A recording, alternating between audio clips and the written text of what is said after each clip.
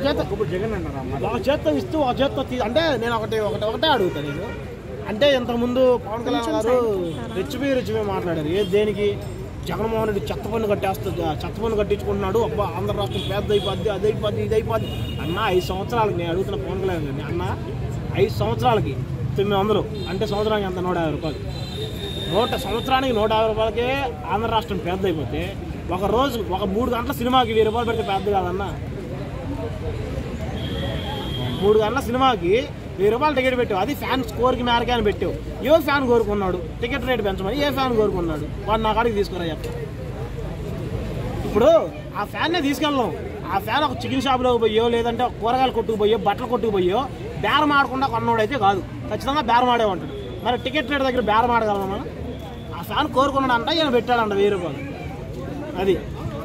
So ఈ రోజు meeting గురించి ఏం చెప్తారు? పవన్ కళ్యాణ్ గారు స్టేట్మెంట్ ఇచ్చారు, మళ్ళీ 15 సంవత్సరాలు కూటమి. ఒకటి చెప్తా బ్రో పవన్ కళ్యాణ్ గారి గురించి. ఆయన 2 లక్షల పుస్తకాలు చదివిన మేధావి. మనం ఆయన గురించి ఏం మాట్లాడలేదు. ఎందుకంటే అంటే తప్పుగా అనట్లేదు, అనుకోవచ్చు. ఇప్పుడు నువ్వు పదవిలోకి వచ్చింది దేనికి? ప్రజలకు మంచి చేయకుండా ఇప్పుడు జగన్మోహన్ రెడ్డి ప్రభుత్వం అరిసావు, బాగా పెట్టావు, గీ పెట్టావు. సరే ప్రభుత్వాన్ని నీకు ఇచ్చారు, నువ్వు ప్రభుత్వంలోకి వచ్చిన తర్వాత ఏం చేస్తావు? ఒకటే సరే మాకొద్దబ్బా, మాకేం చేయలేను. నీ పార్టీ కార్యకర్తలకి నీ ఓటేసి సపోర్టర్స్ ఉన్నారు, వాళ్ళకన్నా ఏమైనా చేశారు అదన్నా ఆలోచించాను ఒకసారి. అంటే ఇంకో 10 ఏళ్ళు వాళ్ళతోనే ఉండని చెప్పడం ఎట్లా చూస్తాను? 10 ఏళ్ళు వాళ్ళతోనే ఉన్నాయంటే ఉండండి, మేము కాదన్నాం. కానీ ఖచ్చితంగా ఏంటంటే ప్రజల్లో ఇప్పటికే చాలా వ్యతిరేకత వచ్చింది. ఎందుకంటారా అంటే రైతులు అసలు చాలా గిట్టుబాటు ధరలు లేక చచ్చిపోతున్నారు. అసలు ఏమైనా కానీ గిట్టుబాటు ధరలు లేవు. మరి ఏనం మేధావో మాకు అర్థం కాదు. నేను వస్తే సంపద సృష్టిస్తా అంటాడు. బాగానే సృష్టిస్తున్నాడు. కరెంటు బిల్లులు ఎక్కువ వస్తున్నాయని చెప్పేసి 4-5 గంటలు కరెంటు చేస్తున్నాడు. మరి కరెంటు బిల్లులు ఎక్కువ రావు.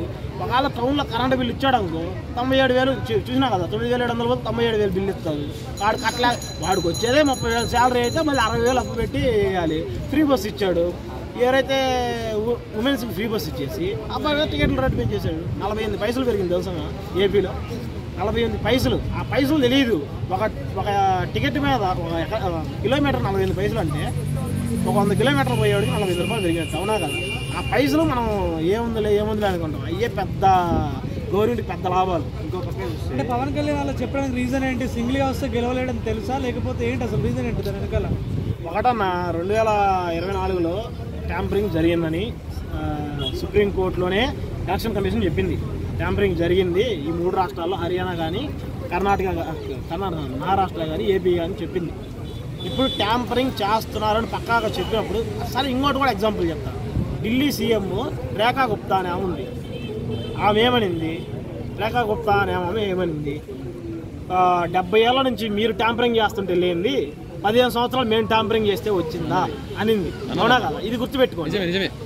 2010 తర్వాత మనకి ఈవీఎంలు వచ్చాయి. అంతకుముందు ఈవీఎంలు లేవు. మినిమం కామన్ సెన్స్ లేదు. 2010కి ముందు ఈవీఎంలు లేవు. ఎట్లా ట్యాంపరింగ్ చేస్తారు ఈవీఎంలు లేకుండా? 2010 తర్వాత వచ్చాయి. 10 తర్వాత అంటే ఇప్పుడు 14, 19, 24. మేము 3 సంవత్సరాలు చేస్తే, మీరు 70 సంవత్సరాలు చేస్తే లేనిది మేము 3 సంవత్సరాలు చేస్తే 3 టర్ములు చేస్తే వచ్చిందా అని. మినిమం కామన్ సెన్స్ ఉండడం వల్ల అంటే ఒక స్టేట్కి గవర్నర్ మొదటి వ్యక్తి అయితే సీఎం అనే అతను 2వ వ్యక్తి. అంత మంచి ఇదిలో ఉండి అట్లా మాట్లాడడం అనేది మీకే సిగ్గుచేట కదా.